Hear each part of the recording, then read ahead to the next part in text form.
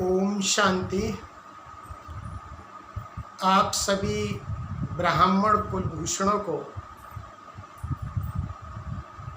पवित्रता के शुभ पर्व रक्षाबंधन की बहुत बहुत बधाई हो और शुभकामनाएं हैं।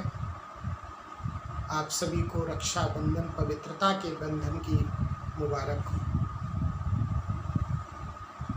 पवित्रता का ये पर्व जो रक्षाबंधन है, इस रक्षाबंधन को बड़ा ही पवित्र त्योहार कहें या पर्व कहें, बड़े ही धूमधाम से हमारे भारतवर्ष में ही मनाया जाता है। रक्षाबंधन एक ऐसा बंधन है जिस बंधन को सभी लोग बड़ी ही खुशी से मनाते हैं, लेकिन संसार में कभी कोई भी बंधन व्यक्ति पसंद नहीं करता है, किसी भी बंधन में बंधना नहीं चाहता है। लेकिन एक रक्षाबंधन ही है जो बड़े ही खुशी से और उल्लास से मनाया जाता है। यह ब्राह्मण कुलभूषणों के लिए जैसे संगम युगी पुरुषार्थ का ही यादगार है जो भक्ति मार्ग में मनाया जाता है। इस पुरुषोत्तम संगम युग पर जब कलयुग का अंत है और सत्ययुग की आदि है, तो ऐसे पुरुषोत्तम संगम युग पर स्वयं परमात्मा आकर हम बच्चों से पवित्रता की प्रतिज्ञा कराते हैं और हमें पवित्रता के बंधन में बांधते हैं। तो ये एक ऐसा मीठा बंधन है जिस बंधन में हर आत्मा बंधना पसंद करती है, और इस कारण से इस पवित्रता के रक्षाबंधन को हम सब भक्ति मार्ग में भी मनाते हैं। वैसे अगर आप थोड़ा सा पहले पीछे की तरफ देखेंगे तो राखी सिर्फ ब्राह्मण ही बांधा करते थे, क्योंकि ब्राह्मणों को पवित्र माना जाता था। भल वो कुख वंशावली थे, लेकिन फिर भी उनको पवित्र मानकर सिर्फ ब्राह्मणों से राखी बंधवाई जाती थी।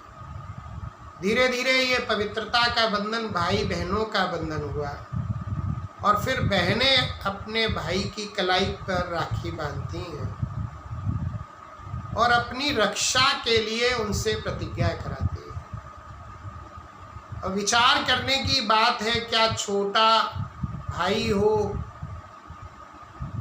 जिसकी आयु इतनी न हो कि वो बड़ी बहन की रक्षा कर सके या सुरक्षा कर सके, तो क्या वो इस प्रतिज्ञा को पूरा कर सकेगा?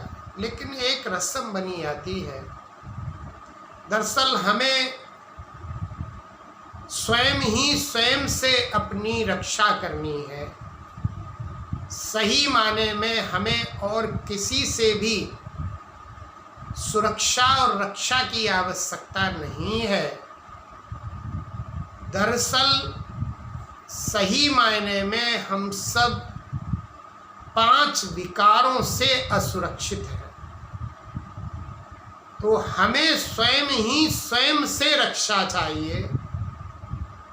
हमें अपने अंदर जो 5 विकार हैं, काम क्रोध लोभ मोह अहंकार, जो हमें असुरक्षित बनाए हुए हैं, जिससे आत्माएं असुरक्षित महसूस कर रही हैं, तो हमें सही माने में अपने आप से अपने आप ही इन 5 विकारों से सुरक्षा और रक्षा की आवश्यकता है।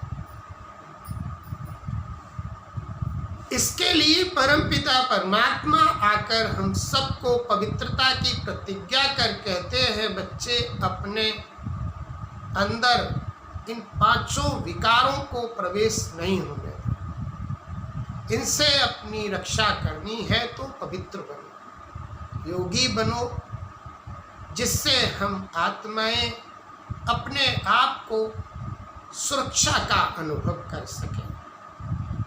तो सही माने में रक्षाबंधन हमें अपने ही अवगुणों और बुराइयों से सुरक्षित रहने की प्रेरणा देता है।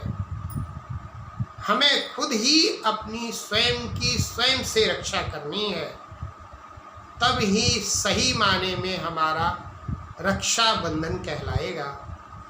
और ऐसे रक्षाबंधन से ही हम सबके जीवन में सुख, शांति, आनंद, पवित्रता का अनुभव होगा और हमें खुशी का अनुभव होगा।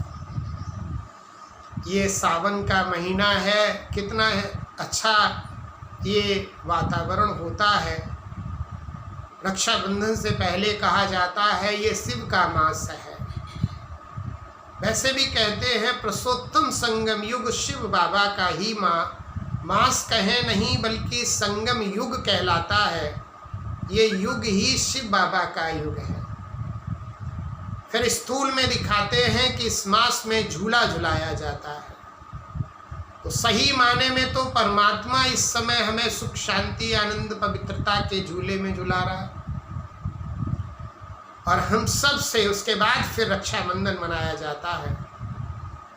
और इस मौसम में आप देखिए तो पानी की बरसात होती है, लेकिन सही माने में बाबा हम बच्चों को ज्ञान की बरसात कराते हैं। और उसके उपरांत फिर रक्षाबंधन किया जाता है।